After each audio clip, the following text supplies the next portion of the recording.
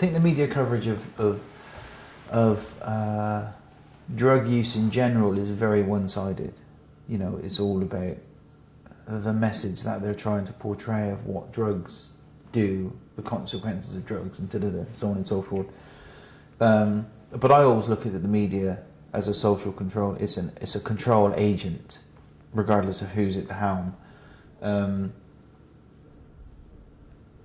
I think they give a very tainted picture of the truth. They get on the Leah Betts dying of and it was very sad. However, why do we not publish the amount of people that die from cancer, of smoking-related illnesses, or alcohol-related diseases, which are very considerable, 100,000 a year or whatever they are.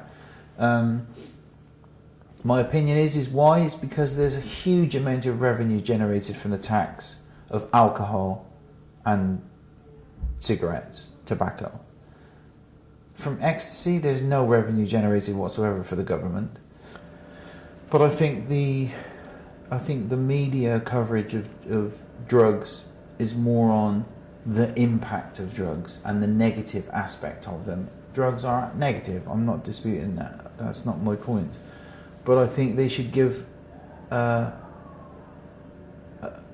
wider picture of the truth of drug abuse, drug use in this country. Because what they do is very one-sided. And it's all down to what they want the public to see. Yeah, I would love to be on the front of a national newspaper with this, saying it as it is. Because I feel it's a sense of reality. It's a sense of honesty. It's truth. It's fact. It's based on what took place. It's not some half-arsed fucking editor, journalist, sat in an office somewhere down Pall Mall, wherever the fuck they are in Fleet Street, writing absolute crap based on one person's kind of story that I think it's very it's misguided. It definitely doesn't give a true picture to the general public of what the problems are in this country around drug use. No way. I think the people that actually write the stories around stuff, it's all about the drama, it's all about we need to catch the imagination of the general public and this is how we're going to do it. It's almost like, but what you're saying is not fact. It has some element of truth in it, of course it does. But what you're saying is very, what's the word? It has an impact, and the impact that it has is not the right one. It's not the truth. People who read the papers and stuff like that, they know the majority of it is absolute bollocks, but there's a lot of people out there who think it's actual fact. Bless them.